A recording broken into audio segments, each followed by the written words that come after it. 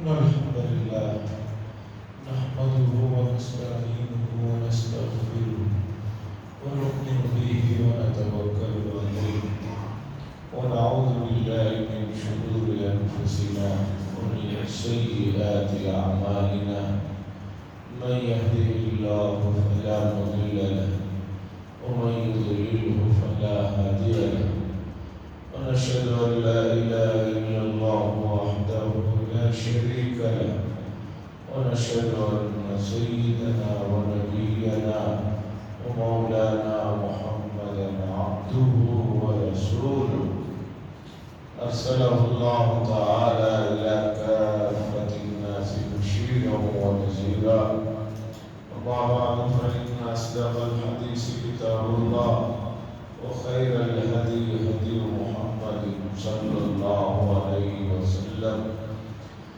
وشر الأمور محدثاتها وكل محدثة بدعة وكل بدعة ضلالة وكل ضلالة في النار. قال الله تبارك وتعالى في القرآن المجيد والفرقان الحميد: ومن يطع الله والرسول فأولئك مع الذين أنعم الله عليهم من النبيين والصديقين والشهداء والصالحين وحسن أولئك رفيقا. وقال صلى الله عليه وسلم: بعثت لأتمم مكارم الأخلاق، أو كما قال صلى الله عليه وسلم.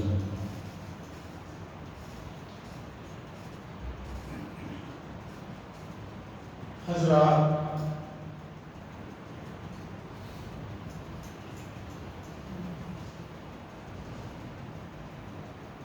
یہ بات سبھی کو معلوم ہے کہ آدمی جب بھی سفر کا ارادہ کرتا ہے تو جہاں اسے پہنچنا ہے وہاں کے بارے میں معلومات لیتا ہے. بھئی وہاں کا موسم کیسا ہے، مجھے وہاں کہاں رکنا ہے، وہاں کا کیا معمول ہوگا، کیا ترتیب ہوگی، وہاں کے لیے کس طرح کے مجھے کپڑے لینا ہے، سردی کے، گرمی کے، یہ تمام چیزیں معلومات کرتے. بلکہ اب تو عمرے اور حج کے سفر میں جانے والے حضرات، ٹور والے ان کو پہلے سے بتائیں کہ بھی مکے میں ہم نے فلاں بلڈنگ لی ہے، فلاں علاقے میں آپ کو رہنا ہوگا، اور مدینے میں فلاں بلڈنگ لی ہے، فلاں علاقے میں رہنا ہوگا، تاکہ ان کو وہاں کے سلسلے میں بے فکری ہو جائے، تسلی ہو جائے اور اطمینان ہو جائے. چھوٹا سا سفر ہوتا ہے، 6-7 دن مدینے میں، 6-7 دن مکے میں. اس چھوٹے سے سفر کے لیے پھر حج کا سفر 35 دن کا ہوتا ہے. اس میں یہ تک حج کمیٹی والے بتا دیتے ہیں کہ آپ کے بلڈنگ کا نمبر یہ ہے، آپ کا روم نمبر یہ ہے، اور آپ کو سم بھی یہی دے دی جاتی ہے، موبائل کی سم بھی حج کمیٹی والے دے دیتے ہیں، ریال بھی یہی بدلا لیے جاتے ہیں. اور پھر جب آدمی کو پتا چلتا ہے کہ بھئی میں جس ساتھ جا رہا ہوں، میرے ٹور میں فلاں مولانا بھی رہیں گے، تو آدمی کو ایک تسلی بھی ہوتی ہے، چلو میرے لیے دینی مسئلے مسائل کے لیے آسانی ہو جائے گی. اور اگر یہ معلوم رہتا ہے کہ بھی ہمارے ٹور میں ایسے لوگ بھی ہیں جو پہلے سے وہاں کا سفر کر چکے ہیں، تو آدمی اور خوش ہوتا ہے، چلو کوئی مسئلہ نہیں، رہنمائی ہو جائے. کتنی بات، چھوٹا سفر ہو، بڑا سفر ہو، 1 دن کا سفر ہو، 2 دن کا سفر ہو، آدمی کو آگے کی پوری پلاننگ کرتا ہے اور پلاننگ سے اسے تسلی ہوتی ہے. سوال یہ ہے کہ یہ دنیا تو ہمیشہ رہنے والی ہے، نہ میرے لیے آپ رہنے والی ہے، نہ کسی اور کے لیے رہی ہے. دنیا کب سے وجود میں آئی ہے، کیسے کیسے لوگ یہاں پر گزرے ہیں، کتنا سب کچھ ان کے پاس تھا۔ بھی ملک شام کے صدر بھاگ گئے اور جو پتہ چل رہا ہے انہوں نے جو خزانے چھپا کے رکھے ہیں اس کا جو علم ہو رہا ہے، خزانے کا علم ہوا 100 ٹن سونا نکلا ہے، سونے کی بڑی بڑی اینٹیں 100 ٹن رکھی ہوئی ہیں اور پتہ نہیں کہاں کہاں کیا کیا رکھا ہے۔ تو سوال یہ ہے کہ کوئی بھی آ نہیں رہی۔ فرعون جن کے مقبرے وہاں پر اہرام مصر میں بنے ہوئے ہیں ان کو دیکھ لیجئے، اس سے پہلے کی حکومتوں کو دیکھ لیجئے، کیسی کیسی حکومتیں آئی، کیسے کیسے لوگ رہے۔ انصاف سکندر اعظم نام کے، جن کو انگریزی میں الیگزینڈر لکھا جاتا ہے، پڑھا جاتا ہے، 34 سال کی عمر میں پوری تقریباً دنیا فتح کر لیا تھا اس شخص۔ پھر معمولی سی بیماری میں جان بحق نہیں ہو سکا، چل بسا۔ سوال یہ ہے جب یہ بات طے ہے، یہ کوئی پرماننٹ جگہ کسی کے لیے نہیں ہے، ٹیمپرری جگہ ہے۔ 70 80 90 بلکہ 50 کے بعد ہی اب گارنٹی نہیں ہے، اس لیے کہ اتنے ہول سیل میں بیماریاں چل رہی ہیں، اتنی نئی نئی بخاریں آ رہی ہیں، اتنے نئے نئے وائرس پیدا ہو رہی ہیں کہ بھی آدمی نہ مرے تو ان کو ناموں کو سن کر آدمی مر جا رہا ہے۔ اور بہت سے لوگ جو جی بھی رہے ہیں ان سے جب تنہائی میں اکیلے میں ملاقات کا موقع ملتا ہے تو وہ روتے ہیں، کہتے ہیں کہ دعا فرمائیے کہ اللہ تبارک و تعالیٰ بلا لے۔ ائمہ علماء اس طرح کے لوگوں کے سامنے بعض ایسے واقعات آسانی سے آ جاتے ہیں، تنہائی میں ملتے ہیں، آدمی دیکھ کر سمجھتا ہے کہ ان کو تو کسی چیز کی کمی نہیں، سب کچھ ہے، لیکن ساتھی سے ملنے پر پتہ چلتا وہ کہتا ہے کہ دعا کرو کہ میں مر جاؤں، بس بہت جی لیا میں، اب میں رہنا نہیں چاہتا۔ اب آگے کا سوال سمجھیے کہ 3 دن آپ دلی جا رہے ہیں تو ہوٹل بک کرا رہے ہیں، وہاں کے سب کچھ معلومات کر رہے ہیں، تو اب اس دنیا سے ختم ہونے کے بعد آگے بھی تو کہیں آپ جائیں گے۔ یہ تو مسلمانوں کا بھی عقیدہ ہے، عیسائیوں کا بھی عقیدہ ہے، یہودیوں کا بھی عقیدہ ہے، حتیٰ کہ برادران وطن بھی مانتے ہیں کہ اس کے بعد ایک اور جنم ہے۔ وہ تو ساتھ کو مانتے ہیں تو ایک اور تو ساتھ میں آ ہی جاتا ہے۔ سوال یہ ہے کہ اس کے بعد کی جو دنیا ہے اس کے بارے میں آپ نے معلومات کی یا نہیں کی؟ اور اگر نہیں کی ہے تو کیوں نہیں کی؟ کیا آپ کو وہاں جانا نہیں ہے، یہی رہنا ہے؟ نہیں، جانا تو ہے، تو پھر اس دنیا کی معلومات کیوں نہیں کرتے؟ وہاں کے موسم کے بارے میں، وہاں کے ماحول کے بارے میں، وہاں کی کرنسی کے بارے میں، وہاں کے ویزا کے بارے میں، وہاں کے ہوٹلوں کے بارے میں، وہاں کے کھانے پینے کے بارے میں، اور اسے کیسے مینج کرنا ہے اس کے بارے میں کیوں آپ اور میں نہیں سوچتے ہیں؟ یہ اتنا آسان سوال ہے، 2 بھی 2 4 ہوتے ہیں جیسے ہر آدمی بتا سکتا ہے۔ یہ بھی اتنا ہی آسان سوال ہے کہ بھئی یہ دنیا جب آخری چیز نہیں ہے، اس کے بعد بھی کوئی جگہ ہے تو وہاں کے لیے کیا ہونا چاہیے؟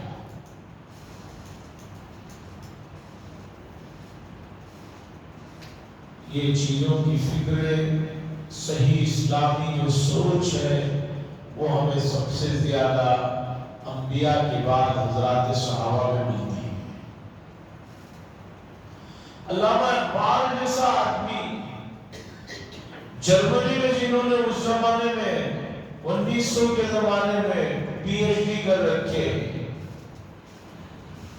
زمانے میں تو کوئی آدمی 5-6 کلاس پڑھ لیتا تھا، آج 1970 تک بھی حال یہ تھا کہ کوئی 6-7 کلاس پڑھ لیا تو وہ گاؤں کا سب سے پڑھا لکھا آدمی ہوتا تھا۔ ہمارے گریڈیٹ ماسٹر صاحب تھے، میں نے ان سے پوچھا کہ آپ نے کتنا پڑھا تھا؟ انہوں نے کہا مشکل سے 9 تک پہنچا تھا میں۔ اس کے بعد جو ہے میں نے چھوڑ دیا، مجھے جو ہے چند دنوں کے بعد ملا کے ڈیوٹی دے دی گئی۔ 1960 کی بات بتاتے ہیں کہ ایک بہت بڑی چیز تھی۔ تو ڈاکٹر اقبال صاحب وہ آدمی ہے کہ جنہوں نے 1900 کے قریب جو ہے یہاں پڑھ کر پورا علم حاصل کر کے لندن میں پڑھ کر جرمنی سے ڈگری حاصل کی۔ انہوں نے ایک کام کی بات بھی کی اور بتائی۔ لوگ یہ سمجھتے ہیں کہ صرف علم سے جو ہے مسئلے حل ہو جاتے ہیں، صرف علم سے مسئلے نہیں حل ہوتے ہیں۔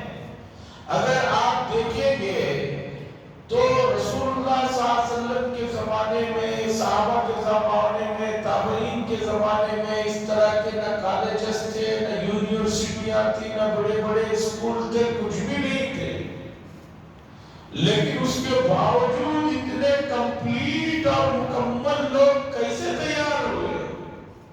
اقبال صاحب نے لکھا ہے تربیت، یہ تربیت ہے جو رسول اللہ صلی اللہ علیہ وسلم نے صحابہ کی اور صحابہ نے پھر اپنے بعد میں آنے والوں کی تربیت جو ہے، پریکٹیکل جو لائف ہوتی ہے جس میں تربیت کہا جاتا ہے، وہ بہت ضروری ہے۔ اور موجودہ زمانے میں علم تو ہے، تربیت نہ ہونے کی وجہ سے آدمی کو مسئلہ سمجھ میں نہیں آ رہا ہے۔ تربیت اور علم کی مثال اس قصے سے زیادہ لگائی ہے۔ ایک اللہ والوں کے پاس بہت سے لوگ دور دراز سے آئے اور آ کر دین کی چیزوں کو حاصل کیا۔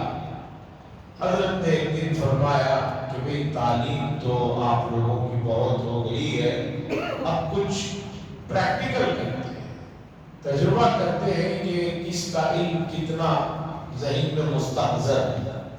پھر حضرت نے سب کو ایک ایک پرندہ اور چاقو دیا اور دے کر کہا کہ اسے لے جاؤ اور ایسی جگہ اسے ذبح کرو کہ جہاں کوئی نہ دیکھ رہا، چھپ کر کہیں ذبح کرو پھر لے کر آؤ۔ سب شاگرد گئے، کوئی کہیں چھپ کر جو ہے ذبح کیا اور پرندے کو چاقو لے کر آ گیا۔ ایک آخر میں صاحب آئے زندہ پرندے کو چاقو کو لے کر، حضرت نے کہا کیا ہوا؟ کہا حضرت آپ نے جو کہا ایسا ممکن نہیں۔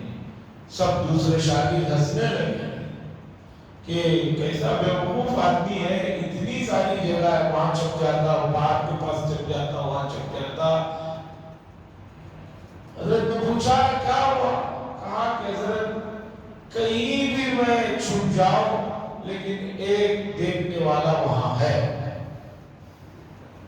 دیکھتا ہے۔ حضرت نے کہا کیا کہہ رہے ہو؟ فلاں جگہ کیوں نہیں چلے؟ اس نے کہا حضرت کہیں بھی چلے جاؤ ایک دیکھنے والا دیکھتا۔ حضرت نے پوچھا کیا؟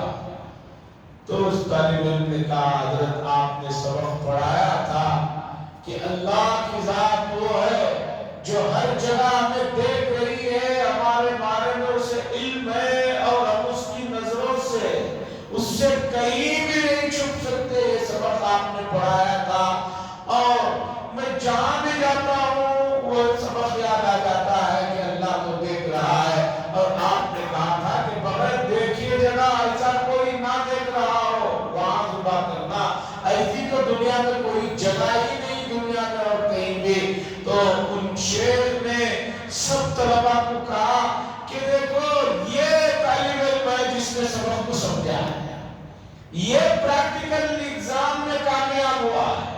علم تو تم نے بھی حاصل کیا، اس نے بھی حاصل کیا، لیکن پریکٹیکل لائف میں اس نے بتا دیا کہ جو سبق اسے پڑھایا گیا ہے وہ عملی طور پر اس کے ذہن میں موجود ہے۔ تو آج مسئلہ یہ ہے کہ علم کے کمی نہیں ہے، ڈگریوں کی کمی نہیں ہے، کالجز یونیورسٹیوں کی کمی نہیں ہے، پریکٹیکل لائف میں نظام جو تجربے کا نظام ہے، جو تربیت کا نظام ہے، اس کا فقدان ہے جس کے نقصانات پورے عالم کو دیکھنے کو مل رہی ہے۔ اب دیکھیے آپ سفر میں جا رہے ہیں ایک دن کے لیے، وہاں اتر کے ٹیکسی میں جانا ہے، آٹو میں جانا ہے، وہ تک آپ کے ذہن میں پلان ہے، لیکن آپ اس دنیا کے بعد ایک نہ ختم ہونے والی دنیا کے سلسلے میں آپ کے پاس کوئی پلاننگ نہیں ہے۔ وہاں کی کرنسی کے سلسلے میں، وہاں کی رہائش کے سلسلے میں، وہاں کے دوست احباب کے سلسلے میں کچھ نہیں۔ میں نے جو آیت کریمہ پڑھی، اس آیت کریمہ کا شان نزول اس ہمارے آج کی بات کو ذرا قریب کرے گا، میں اس کی طرف آتا ہوں۔ رسول اللہ صلی اللہ علیہ وسلم صحابہ سے بے انتہا محبت تھی، اور حضرات صحابہ کو جو محبت تھی اس کا تو پوچھئے گا۔ اس محبت کی مثال پوری کائنات میں کسی زمانے میں کسی نے نہیں پیش کی۔ حضرات صحابہ کو جو رسول اللہ صلی اللہ علیہ وسلم سے محبت تھی اس کا کوئی اندازہ نہیں لگا سکتا۔ اگر اندازہ لگانا چاہ رہے ہیں تو اس چھوٹے سے واقعے سے لگا لیجیے۔ قریب میں جو بڑے محدثین گزرے ہیں اس میں ایک بڑی شخصیت ہے حضرت مولانا رشید احمد صاحب گنگوہی قدس سرہ۔ تقریباً 117-18 سال ہو گئے ان کے انتقال کو۔ اپنے زمانے کی بڑی شخصیت تھی۔ محبت رسول کا عالم ان کا یہ تھا کہ لوگ مدینے کی کھجور لا کر دیتے تو حضرت کھجور کھانے کے بعد اس بیجوں کو بھی جو ہے رکھ کر پیس کر اس کا بھکٹا بنا کر پانی میں ڈال کر پیتے، اور یہ کہتے تھے کہ کھجور بھی مدینے سے آئی ہے، اس کے اندر کا بیج بھی مدینے کا ہے۔ یہ کیا تفریق ہے! اس درجے کی رسول اللہ صلی اللہ علیہ وسلم اور آپ کے شہر سے، آپ کے صحابہ سے محبت تھی۔ بڑے درجے کے آدمی ہیں، اگر ان کے واقعات سناؤں، ان کا علمی مقام بتاؤں تو آپ حیران ہو جائیں گے۔ بڑے بڑے علماء، حضرت مولانا الیاس رحمۃ اللہ علیہ، ان کے بڑے بھائی مولانا یحییٰ صاحب جو حضرت شیخ زکریا صاحب کے والد ہیں، ان کے پاس 2-2 3-3 منٹ کے لیے جو ہے دنوں سے پڑے رہتے تھے۔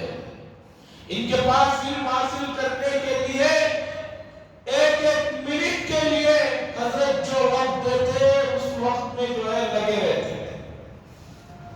دارالعلوم دیوبند کے مفتی اعظم مفتی عزیز الرحمان صاحب کا واقعہ خود انہوں نے لکھا ہے کہ ایک دن سردیوں کی رات میں عشاء کی نماز کے بعد میں نے یہ آیت جب پڑھی وَأَلَّيْسَ لِلْإِنسَانِ إِلَّا مَا سَعَى، اور انسان کے لیے وہی کچھ ہے جس کی وہ محنت کرے۔ قرآن کی آیت تو یہ کہہ رہی ہے، اور حدیث میں ہے کہ آدمی جب مر جاتا ہے تو تمام چیزیں، رشتے ختم ہو جاتے ہیں، 3 چیزیں باقی رہتے ہیں، جس میں اللہ کے نبی نے فرمایا وَلَدٌ يَدْعُو لَهُ، کہ ایک بچہ ہے دعا کرتا ہے، اس کا جو ہے اسے فائدہ اس کے باپ کو پہنچتا ہے۔ اسی طرح کوئی آدمی دینی کام کر گیا ہے، مسجد، مدرسہ، خانقاہ یا رہائش یا پانی کا انتظام کر گیا ہے، اس کا فائدہ اسے پہنچتا ہے۔ آیت تو یہ کہہ رہی ہے کہ آدمی کو وہی ملے گا جس کی اس نے محنت کی۔ یہ حدیث بتا رہی ہے کہ مرنے کے بعد بھی فائدہ ملے گا۔ کنفیوز ہو گئے، ان کو اشتباہ ہو گیا۔ وہ زمانہ کاروں کا، بسوں کا، ٹرینوں کا، ٹو ویلر کا نہیں تھا۔ دن میں جب گاڑی چلتی کوئی تو اس میں بیٹھنا پڑتا تھا۔ حضرت مفتی عزیز الرحمان صاحب اسی وقت تقریباً 7:30 بجے کا وقت ہے، دیوبند سے چلنا شروع کیے ہیں۔ تقریباً 45 کلومیٹر گنگو واقع ہے، وہاں سے چلتے چلتے چلتے اس عمر میں، بڑھاپے میں، سیدھا حضرت گنگوہی کے یہاں پہنچتے ہیں۔ حضرت گنگوہی تہجد کے لیے اٹھے ہیں، وضو کر رہے ہیں، آواز سنتے ہیں، پوچھتے ہیں کہ کون؟ تو انہوں نے بتایا کہ میں عزیز الرحمان ہوں۔ کہا کیوں آنا ہوا؟ کہا حضرت آیت اور حدیث میں ذرا ٹکراؤ سا محسوس ہو رہا ہے اور اس لیے میں چلا ہے۔ پھر انہوں نے آیت پڑھی وَلَيْسَ لِلْإِنسَانِ إِلَّا مَا سَعَىٰ، اور حدیث پڑھی۔ حضرت گنگوئی وضو کر رہے تھے، وضو کرتے کرتے فرمایا کہ وہ لَيْسَ لِلْإِنسَانِ إِلَّا مَا سَعَىٰ جو آیت ہے وہ ایمان سے متعلق ہے کہ کوئی آدمی اگر ایمان نہ لائے اور مر جائے، بعد میں اس کے لوگ کوئی کچھ بھی کرے اسے کچھ فائدہ ہونے والا ہے۔ ایمان کے بغیر اگر کوئی آدمی مر گیا، بعد میں اس کے خاندان اور دوسرے لوگ ایمان لا کر اس کے لیے کچھ بھی محنت کریں اسے فائدہ نہیں پہنچے گا۔ آیت میں ایمان سے متعلق اللہ بات کہہ رہے ہیں کہ انسان کو وہی کچھ ملے گا جس کی اس نے محنت کی، یعنی ایمان کی۔ اور حدیث میں جو بات بتائی جا رہی ہے وہ یہ ہے کہ آدمی ایمان کی حالت میں مر جائے تو بعد میں اگر اس کے رشتہ دار اسے کچھ ثواب پہنچانا چاہیں، اس کے لیے کچھ اجر کا کام کرنا چاہیں تو اسے وہ ملے گا۔ وہ الگ ٹاپک ہے، یہ الگ ٹاپک ہے، اس لیے ان دونوں کے درمیان میں کوئی ٹکراؤ نہیں۔ اور اس کے بعد عزیز الرحمان صاحب سے کہا کہ فوراً ابھی رات میں چلے جاؤ واپس۔ انہوں نے کہا کہ حضرت میں رک جاتا ہوں، صبح چلا جاؤں گا۔ حضرت گنگوئی نے فرمایا نہیں، اس لیے کہ اس وقت گنگو کے اندر ایک بہت بڑا میلہ ہو رہا ہے۔ اگر لوگ صبح میں آپ کو یہاں دیکھیں گے تو یہ سمجھیں گے کہ آپ بھی میلہ دیکھنے کے لیے آئے ہوئے ہیں، اس لیے ابھی رات کو واپس یہاں سے نکل جاؤ۔ یہ حضرت گنگوئی ہے، اتنے بڑے آدمی۔ ان سے لوگوں نے پوچھا حضرت آپ کی کیا خواہش ہے؟ اگر اللہ نے آپ کو جنت میں ڈال دیا، جنت میں آپ چلے گئے، اس لیے کہ جنت والوں کی ہر خواہش پوری کی جائے گی۔ قرآن نے کہا ما تشتہی انفسکم، جنت اکلوتی وہ جگہ ہے کہ جہاں انسان کی ہر خواہش، اس کی ہر آرزو، ہر تمنا پوری کی جاتی ہے۔ وہاں کوئی لمٹ نہیں ہے۔ دنیا میں ہوتا ہے بڑے بڑے جگہوں پر دیکھنے کا اتفاق، کہتے ہیں کہ بھئی انلیمیٹڈ ہے۔ کہاں انلیمیٹڈ ہے؟ کوئی چیز انلیمیٹڈ نہیں ہے، ایک لمٹ ہوتی ہے، اس کی نام دیا جاتا ہے انلیمیٹڈ کا۔ جیسے کہ میں بار بار بتاتا ہوں، لوگ کہتے ہیں زیرو بلب، زیرو کہاں ہے؟ وہ بھی 2-3 واٹ کا ہوتا ہے بلب، لیکن بولتے زیرو ہے۔ بینک والے فون کر کر کے بند کرتے رہتے ہیں، زیرو انٹرسٹ ہے۔ زیرو انٹرسٹ ہے تو کیوں دے رہے ہو بھائی؟ کیوں ہمیں دے رہے ہو زیرو پر؟ کیوں دے رہے ہو؟ کچھ نہ کچھ رہتا ہے مسئلہ۔ تو اس طرح حضرت گنگوئی سے کسی نے پوچھا کہ حضرت جنت میں آپ کی خواہش کیا ہوگی؟ حضرت گنگوئی ایسی شخصیت جو زندگی بھر علم حدیث پڑھنے پڑھانے اور انگریزوں سے ملک کی آزادی کے لیے لڑتے رہے، ان صاحب نے کہا اگر اللہ نے اپنے فضل و کرم سے مجھے جنت میں داخل کر دیا تو جنت میں داخل کرنے کے بعد ہر جنتی کی خواہش پوچھی جاتی ہے، میری خواہش پوچھی جائے کہ آپ کو کیا چاہیے، میں اللہ سے صرف اتنا کہوں گا اے اللہ آپ نے صحابہ کے دلوں میں رسول اللہ صلی اللہ علیہ وسلم کی جو محبت ڈالی تھی اس کا تھوڑا سا حصہ مجھے بھی دے دی۔ اتنا صحابہ کو حضور صلی اللہ علیہ وسلم سے محبت تھی۔ اب آئیے اس آیت اور اس سے جڑے ہوئے شان نزول پھر اصل مسئلے کی طرف۔ ایک صحابی وہ ایک دن رسول اللہ صلی اللہ علیہ وسلم کی خدمت میں آتے ہیں، یہاں پر زار و فقار ہوتے ہیں۔ حضور صلی اللہ علیہ وسلم نے پوچھا کیا بات ہے، کیا مسئلہ ہے؟ انہوں نے کہا یا رسول اللہ صلی اللہ علیہ وسلم مجھے آپ سے بے انتہا محبت ہے، اتنی محبت ہے کہ مجھے میرے آل اولاد سے بھی بہت زیادہ محبت ہے۔ حالت یہ ہے کہ میں گھر میں رہتا ہوں، بیوی بچوں کے ساتھ ہنسی مذاق ہو رہی ہوتی ہے، اچانک آپ کی یاد آتی ہے تو میں فوراً گھر کو چھوڑتا ہوں، دوڑتے ہوئے آ جاتا ہوں اور آ کر آپ کو دیکھ لیتا ہوں، सलाम कर लेता हूँ, मिल लेता हूँ, फिर मुझे तसल्ली हो जाती है, नहीं तो मेरा जान निकलने को रहता है, इतनी बेकरारी रहती है।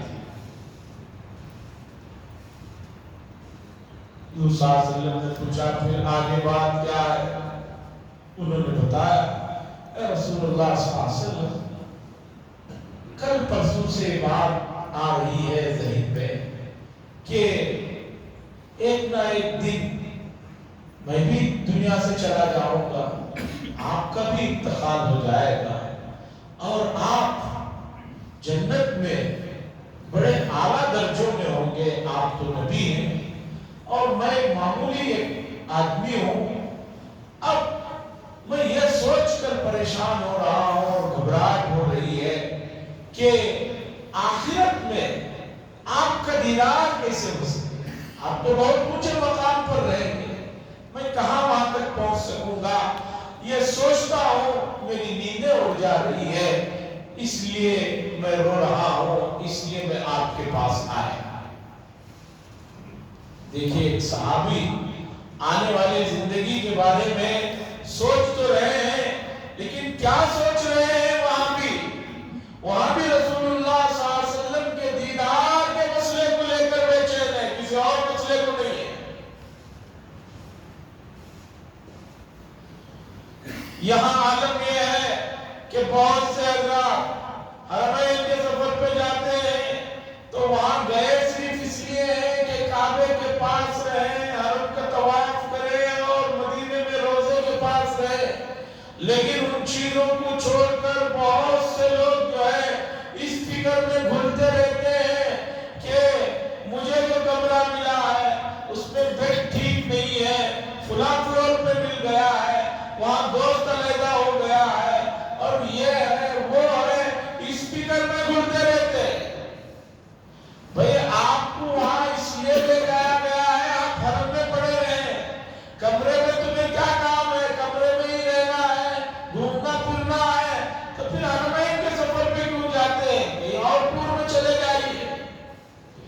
ऐसे लोग भी मैं जानता हूं कि हरमैन के सफर में जाते हैं तो जाकर जिस दिन सामान रखते हैं फिर वापसी में सामान उठाने ही कमरे को जाते हैं। मैंने ऐसे हाजियों को भी देखा 2000 के बाद कुछ साल और उससे पहले कुछ साल देखा कि जो है हरम में दाखिल हुए, इबादत की, बाहर कुछ लिया, खा लिया और जो है वहीं जो है सो जाते थे, बाहर साहब पे सो गए, कोई पेशाब खाने की, चलने फिरने की जगह के पास सो जाते थे कि भाई उठते ही फौरन वजू करना है, हरम जाना है, हमें कोई मसला नहीं। तो बहरहाल साहबी रोते हैं ये पूछ कर के या अल्लाह के रसूल, आखिरत में तो आप बड़े ऊंचे दर्जों पर होंगे, हमारा क्या होगा? अल्लाह के नबी ने सुकूत इख्तियार फरमाया, कुछ नहीं फरमाया। ये आयत नाज़िल हुई सूरह निसा की 5वें पारे की आयत। उसमें अल्लाह ने फरमाया, ओ मैं युतिल्लाह व रसूल, जो शख्स अल्लाह की और रसूल की इताअत करेगा, फउलाइका मअल्लज़ीना अनअमल्लाहु अलैहिम, बस अल्लाह तबारक व तआला ऐसे लोगों को जिन पर अल्लाह ने इनाम किया है, नबी और सिद्दीकीन, शुहदा, सालिहीन के साथ रखे। वो साहबी को जब आयत सुनाई गई वो बहुत खुश हो गए और कहने लगे, या रसूल अल्लाह, अब मुझे कोई गम नहीं है, मैं यही फिक्र में घुले जा रहा था कि आखिरत में आपका दीदार कैसे होगा। या अल्लाह ने बताया, जो अल्लाह और उसके रसूल की इताअत करेगा, हम उसे ये मौका वहां भी देंगे, उनके साथ वहां भी रखेंगे। हाँ, दर्जा आली होगा, ये मतलब नहीं है कि वो नबी के दर्जे ही में होगा। इसे मिसाल से समझिए। मिसाल के तौर पर मिनहाज नगर JHBC में 5-10 हजार लोग रहते हैं,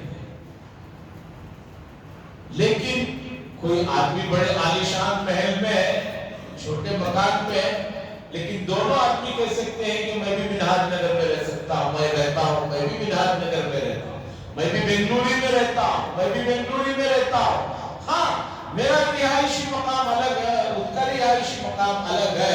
इस तरह अल्लाह के नबी सल्लल्लाहु अलैहि वसल्लम को یہ بتایا گیا کہ آپ ان لوگوں کو خوشخبری دے دیجئے جو اللہ اور اس کے رسول کی اطاعت کریں گے، ہم ان کو جنت میں بھی جو ہے ان لوگوں کے ساتھ رکھیں گے۔ اب آئیے موضوع جو شروع ہوا تھا اس کی طرف آپ کو لے کر چلتا ہوں۔ خاص طور پر چند احباب رہتے ہیں، ان کو مسئلہ سمجھنے میں آسانی ہو جاتی ہے، چونکہ وہ شروع میں بھی بات میں تھے، آخر میں بھی ہے۔ اب بعض احباب آخر میں آتے ہیں تو اس کا ہم کیا غم کریں۔ ڈاکٹر اقبال صاحب نے کہا تھا کہ اسلام جو ہے تربیت کا مذہب ہے، اس نے پریکٹیکل لائف میں جو ہے لوگوں کی تربیت کی، اسی کا نتیجہ ہے رسول اللہ صلی اللہ علیہ وسلم نے اتنے کم مدت میں اتنی بڑی اور کامیاب جماعت تیار کی۔ علم حاصل کر لینا بڑا کمال نہیں ہے، تربیت ہونا ضروری ہے۔ تو بات یہاں سے شروع ہوئی تھی کہ ایک آدمی 2 دن کے سفر میں بھی جاتا ہے تو جس جگہ جا رہا ہے وہاں سے متعلق پوری معلومات، وہاں کی رہائش کا ایڈریس اور خدا جانے موسم، وہاں کی کرنسی، وہاں کے سب چیزوں کے بارے میں علم حاصل کر کے جاتا ہے اور اس کی تیاری کر کے جاتا ہے۔ سوال یہ ہے کیا میرے اور آپ کے لیے یہ دنیا آخری گھر ہے؟ کیا اس کے بعد کوئی اور جگہ نہیں ہے جہاں مجھے اور آپ کو جانا ہے، ہم سب کو جانا ہے؟ یقیناً جواب یہ ہے کہ اس کے آگے دنیا ہے جو اصل دنیا ہے، نہ ختم ہونے والی دنیا ہے، نہ وہ سفارش کام کرتی ہے، نہ وہاں پر کوئی رشوت کام کرتی ہے، نہ وہاں کوئی فدیہ کام کرتا ہے، نہ وہاں کوئی کسی کے بدل میں کسی طرح کی کوئی جرموں کو قبول کر سکتا ہے۔ وہ ایسی دنیا ہے کہ جس دنیا سے متعلق قرآن کے مجید کا ایک بڑا حصہ بھرا ہوا ہے۔ تو عزیزہ گرامی، اس دنیا کی تیاری کے لیے میں نے اور آپ نے کیا پلان بنایا ہے، کیا پلان کر رہے ہیں، ذرا سوچنے کی ضرورت ہے۔ یہ عمر، یہ جوانیاں، یہ نشہ، یہ کوئی چیزیں ہمیشہ رہنے والی نہیں ہے۔ نہ عہدے رہنے والے ہیں، نہ یہ طاقت رہنے والی ہے، نہ یہ عمر رہنے والی ہے، نہ یہ خوشی رہنے والی ہے۔ ہر چیز یہ دنیا میں اس کی سب سے بڑی برائی یہ ہے کہ یہ فنا ہونے والی ہے۔ جیسے کہ میں نے آپ کو شروع بیان میں بتایا کہ بہت سے لوگ جن کو دیکھ کر لوگ یہ کہتے ہیں کہ کتنا کامیاب آدمی ہے، وہ لوگ پرسنل لائف میں جب ملتے ہیں تو کہتے ہیں کہ حضرت دعا کیجئے، بہت جیلیاں بننا چاہتا ہوں، میں اٹھتا گیا۔ ارے بھائی، اگر آپ یہاں سے بیزار ہیں تو آگے کی اگر اچھا انتظام ہے تو بیزار ہونے کا مطلب بنتا ہے، لیکن آگے کی لائف کے لیے آپ کے پاس یہاں سے برے انتظامات ہیں، یہاں سے بدتر انتظامات ہیں، تو سوچئے کہ وہاں کا کیا ہوگا۔ مرزا غالب نے کہا اب تو کہتے ہیں گھبرا کے مر جائیں گے، اگر مر کے بھی سکون نہ ملا تو پھر کہاں جائیں گے۔ آدمی کہتا ہے، گھبراتا ہے، پریشان ہوتا ہے تو کہتا ہے کہ میں مر جاؤں گا۔ ارے بھائی مر جاؤ گے، مرنے کے بعد سکون نہ ملا تو پھر کہاں جاؤ گے۔ تو وہاں کے سکون کے لیے آپ کو یہاں اگر آپ کہیں تھوڑا بے سکون کرنے والی بات ہے، تھوڑا بے سکون کریے۔ خالی ویژن کا فرق ہے۔ ایک آدمی اپنے جسم کی حفاظت کے لیے 2-3 گھنٹے ورزش کر رہا ہے تو لوگ کہتے ہیں کہ بھئی اسے اپنے جسم کی بڑی فکر ہے، لیکن ایک آدمی مزدور 2 گھنٹے محنت کرتا ہے تو کہتے ہیں کہ بیچارہ ہے۔ ارے تھوڑی دیر کے لیے سوچو، یہ جو 2-3 گھنٹے محنت کر رہا ہے اپنے جسم کے لیے، وہ اتنا ہی کام وہ بھی کر رہا ہے، لیکن اس سے اس کی مزدوری بھی ہو رہی ہے، دونوں کام اس کے ہو رہے ہیں۔ ویژن کا فرق ہے۔ میں یہ کہنا چاہتا ہوں، آخرت کے سکون کے لیے آپ اگر یہاں کی پابندیوں کو بے سکون کہتے ہیں تو بے سکون ہی صحیح۔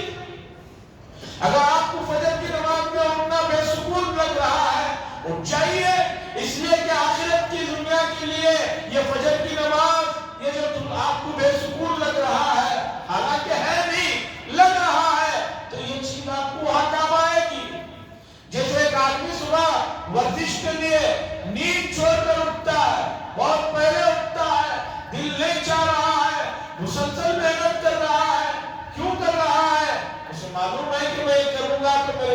لیے بہت فائدہ ہوگا.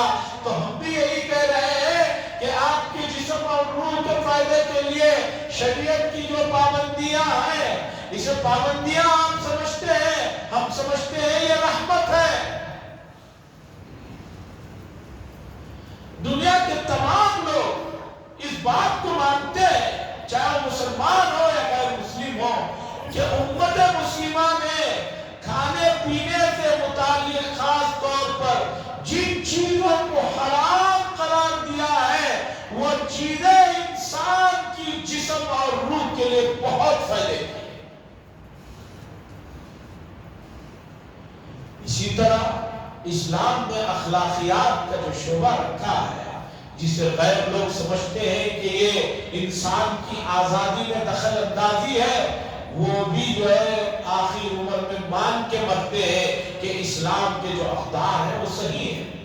آج پوری دنیا کا نظام، مالی نظام سود پر چل رہا ہے، لیکن سود کے سلسلے میں قرآن و حدیث اور امت مسلمہ کو چھوڑیے، غیر مسلم چاہے وہ عیسائی ہو یا مذہب سے بیزار لوگ ہو یا کمیونزم ٹیپ کے لوگ ہو، ان لوگوں کی جو ہے آراء کو، ان لوگوں کے مقالوں کو پڑھیے کہ وہ سود کے خلاف کتنا کچھ لکھتے ہیں.